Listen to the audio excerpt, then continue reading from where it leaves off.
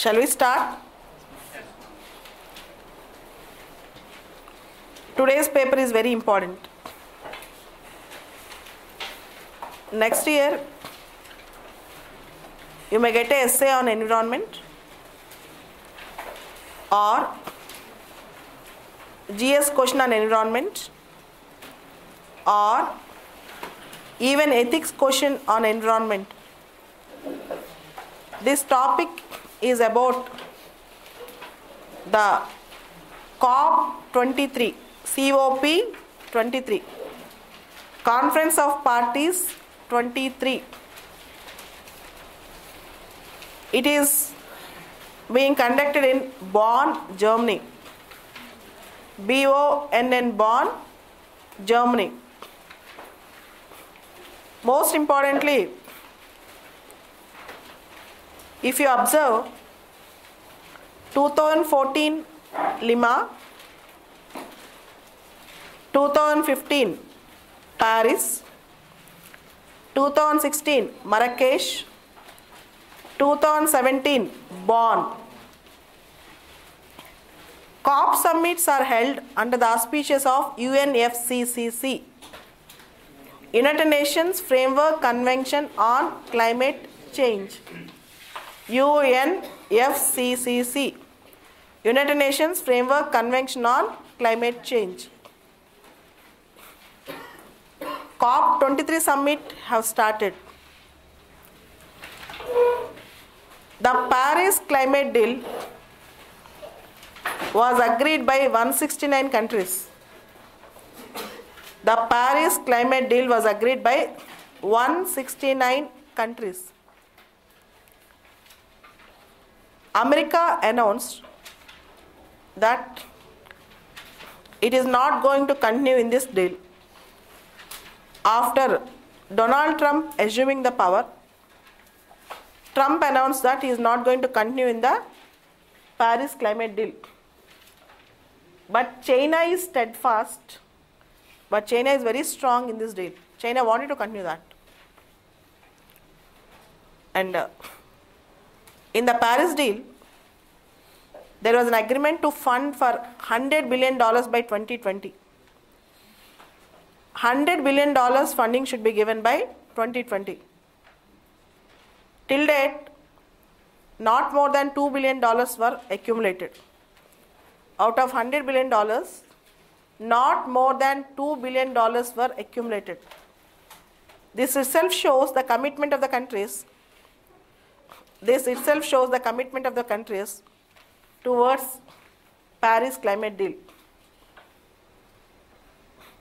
And India submitted its INDCs. In October 2015. INDCs means intended nationally determined contributions. INDCs means intended nationally determined contributions. India said it will reduce its emission intensity. India said it will reduce its emission intensity by 33 to 35% points based on 2005 levels, by 33 to 35% based on 2005 levels by 2030. That means by 2030, India is going to decrease its emission intensity. Here you should know what is emission intensity. Emission intensity is the emissions you release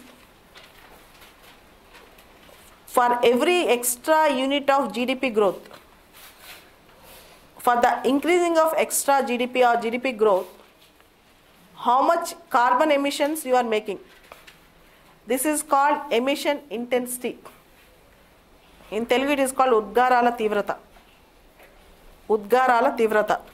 Emission intensity. So, for every extra unit of GDP, how much extra emissions you are making is emission intensity. So, India promised that India is going to reduce emission intensity by 33 to 35% points by 2030 based on 2005 levels. By 2030 based on 2005 levels. Apart from that, India also promised that India will create an extra carbon sink. India will create an extra carbon sink of 2.5 to 3 billion tons. 2.5 to 3 billion tons by increasing forest cover. India will create an extra carbon sink of 2.5 to 3 billion tons by creating extra forest cover. This is one way of dealing with climate change, because as you all know, with increasing of tree cover, with the increasing of forest cover, the carbon dioxide released in the atmosphere can be decreased. With the increasing of tree cover, forest cover, the carbon dioxide released in the atmosphere can be sinked out. That can be done. That is India's promise. And India's third important promise is India by 2030 will meet its energy requirements. India by 2030 will meet its energy requirements, 40% of its energy requirements. 40% of its energy requirements with renewable energy sources. With renewable energy sources like solar power, wind power, all these things comes under renewable energy sources. And India also said all these things can be done only when all other conditions meted out. It is not unconditional promise, but it is a conditional promise. And more importantly, here you have to understand 2-3 points. Point number 1, if all 169 countries who agreed for Paris deal, even though if they are committed to, voluntarily committed to these things, even though if they perform, still we are not going to meet the target of minimizing these greenhouse gas effects and climate change effects. And the target is, ideal target is reducing it to, the increase should be reduced to 1.5 degrees Celsius to 2 degrees Celsius. That cannot be meted out even if you do that. In such a scenario, and the article in the Hindu, the editorial, The Spirit of Paris also spoke that India is getting good number of funds for climate change processes, but still India is not fully utilizing. That is also you should understand. So the Spirit of Paris and the ongoing Bonn Summit COP23 is very important for this year exam. Bonn in Germany. Every aspirant should follow this. Okay? Tomorrow and day after tomorrow, you are going to get good number of articles on Bonn Summit. Before these articles, you should know what happened in Paris. You all know now. So 169 countries agreed for Paris deal. 169 countries. America came out of the Paris deal. And in Hindu, there is a lead article, Straws in the Gujarat Breeze. The article is not that important because it is purely political. The other criticized Gujarat model of development. The other criticized Gujarat model of development. And the next important article in the Hindu today is November 8th. Today marks 1 year of demonetization. November 8th, 2017 today marked 1 year of demonetization. Exactly 1 year back, on the same day in the evening, night, around 8 o'clock, we got an announcement that all our notes, 500 and 1000 rupees, will not be valid after 12 o'clock in the midnight. And initially everybody thought it's a rumor. Then news came out and the Prime Minister Modi himself announced this. India have seen demonetization third time. For the first time in 1946, for the second time in 1978, for the first time in 1946, for the second time in 1978, for the third time in 2016, first time in 1946, second time in 1978, for the third time in 2016. But this is the biggest overhaul. The reason is, the earlier demonetizations are for the big notes like 10,000 notes. For example, in 1978, 10,000 notes got demonetized. These 10,000 notes, how many of us can hold 10,000 notes at that time? Very rare. It affected very rarely. Very few people. But right now, 86% of the notes which are under circulation, 86% of the notes which are under circulation got demonetized. Every person got affected. Every common man got affected. The good of demonetization is, government stated that black money can be effectively checked. As you all know, November 8th today is considered as anti-black money day. November 8th today is considered as anti-black money day. Black money can be effectively checked. Counterfeiting, that is duplicating and duplicate currency notes, can be effectively checked. And transparency will be increased. Online transactions will be increased. Financial inclusion will be increased. Terrorism, money laundering, terror financing can be controlled. Terrorism, money laundering, terror financing can be controlled. And government also thought, with the demonetization, we can have an effective financial inclusion. With the demonetization, we can have effective financial inclusion. But we all should understand a point. Financial inclusion need not always be economic inclusion. Financial inclusion need not always be economic inclusion. When you create a new bank account, when you create an insurance plan, it can come under financial inclusion. But if people don't have money in their hands to run the bank account, to put some money in the bank, we cannot call it as economic inclusion. Economic inclusion is more important than financial inclusion. Jan Dhan Yojana might financially include the people, but to maintain Jan Dhan accounts. But for demonetization, most of the Jan Dhan accounts are dormant. With the help of demonetization, at least, Jan Dhan accounts, most of them have become active.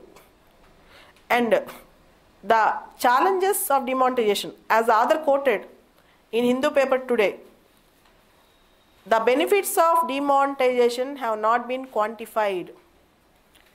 The benefits of demonetization have not yet been quantified. Almost 99% of money, everybody thought there's a lot of black money, it will not go into bank accounts.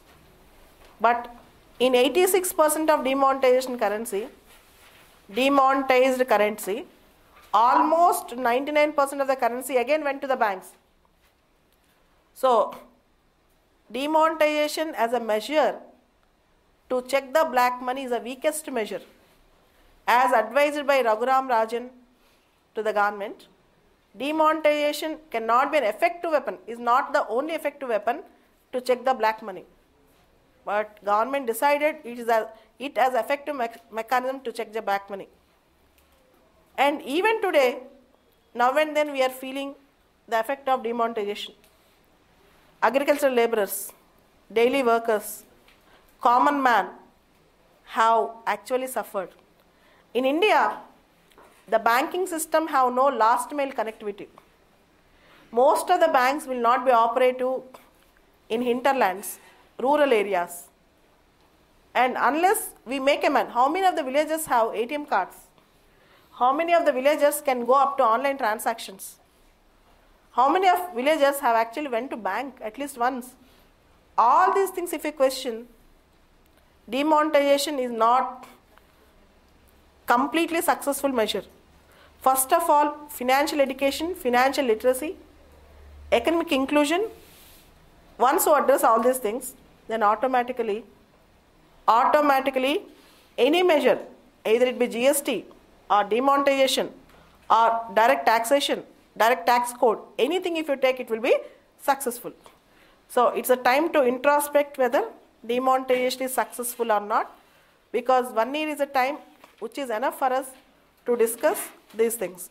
And almost all the newspapers wrote an article, and the former Prime Minister Manmohan Singh wrote an article in the Live Mint about the adverse effects of demonetization. Anybody who is interested can read the Live Mint article written by Manmohan Singh on this. And next important article in Hindu today is stock taking. This article says the Indian companies are performing well, they are gaining enough profits, but again there is a criticism on this. The performance of the companies is based on changed valuations. The performance of the companies is based on changed valuations. It is not their real performance. It is not their real performance. But still, if you observe, in the recent report, 10 days back we got a report, Ease of Doing Business Index, India's ranking have improved. Last year it is 130, now it is 100. Last year India's ranking is 130, the present ranking is 100. Itself shows in India businesses are improving, ease of doing is improving, and we can get better investments. World Bank will give this report, Ease of Doing Business Index. So this is one thing. Second thing, though Indian economy is slowed down, this quarter we have 5.7% GDP growth rate, but still, except certain sectors like textile sector is lagging, but still, on and all, we can see the Indian incorporation means most of the companies are doing well, if not outsmarting, outperforming, but still they are running fast. It's very good. So you can read this article in Hindu about Indian incorporation, Indian companies, how they are actually performing. It's good move, good gesture. And next important article is an interview with Tunisian foreign minister. In Hindu, today we have a Wednesday interview with Tunisian foreign minister. More than this interview, there is a issue in this particular article. Arab Spring. Arab Spring. Arab Spring connotes a revolution. Revolutions in various Arab countries like Tunisia, Libya, Egypt, etc. The youth in the Arab world tasted the fruits of democracy, understood the fruits of democracy through internet, through modern education, and most of the Arab countries are ruled by strong rulers and most of them are dictators. Where the people are unemployed, where the people are starving, and in some countries when there is a lot of hunger and malnutrition, the rulers are wallowing in luxuries. The rulers are wallowing in luxuries. Gaddafi, Hosni Mubarak, all these leaders were dethroned with this Arab Spring. You all know Jasmine Revolution in Tunisia. And more importantly, in this article, Libya, the other also spoke, in the interview there is an issue about Libya. America's interference in infuriating Arab revolutions. Any interference, any revolution should come from within. No foreign power should be allowed to interfere into other affairs. Okay, this is the core of the article, and one thing was very clear in this. Tunisia, the situation is different. Other countries, the situation is different. And they also discussed about terrorism.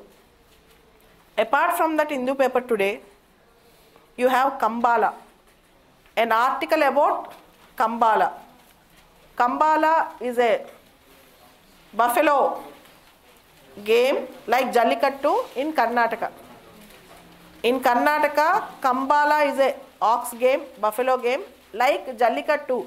We have Jallikattu in Tamil Nadu, likewise we have Kambala in Karnataka. So there is an article about Kambala, Kambala.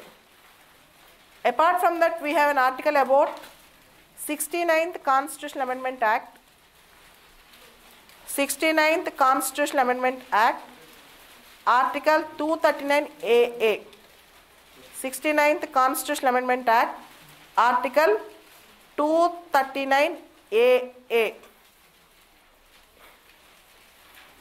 69th Constitutional Amendment Act, Article 239AA. This is about Delhi. Lieutenant Governor, powers of Lieutenant Governor and special status to National Capital Territory of Delhi. 69th Constitutional Amendment Act, Article 239AA, special constitutional status to NCT of Delhi. All these things were discussed. It's very core article, and I'll discuss it when I'm discussing about union territories. And next important thing, this today's article is the first page of Hindu. In the first page of Hindu, a new banana is found. A new banana is found in Andaman Nicobar Islands. Musa Paramjityana. Musa Paramjityana. A new banana was found in Andaman Nicobar Islands. Musa, M-U-S-A, Musa Paramjityana. Very important bit for prelims. Musa Paramjityana. According to IUCN list, International Union for Conservation of Nature and Natural Resources list. According to IUCN Red List, International Union for Conservation of Nature and Natural Resources. In this, Musa Paramjityana is in critically endangered status. Musa Paramjityana has got critically endangered status. This is important. In the last page of Hindu paper today, we have self-driving cars are being introduced in China very soon. Self-driving cars are being introduced in China very soon. So for the first time, self-driving cars in China. So very soon you can expect self-driving buses. Self-driving buses in China. So very fast you can expect self-driving buses in India also. So self-driving buses are being introduced in China. Very soon we can expect the same thing in India. But unless we make our traffic regulations, unless we make our traffic rules very strict, we cannot have self-driving buses very soon in India. Okay, these are the important current affairs today. So, continue.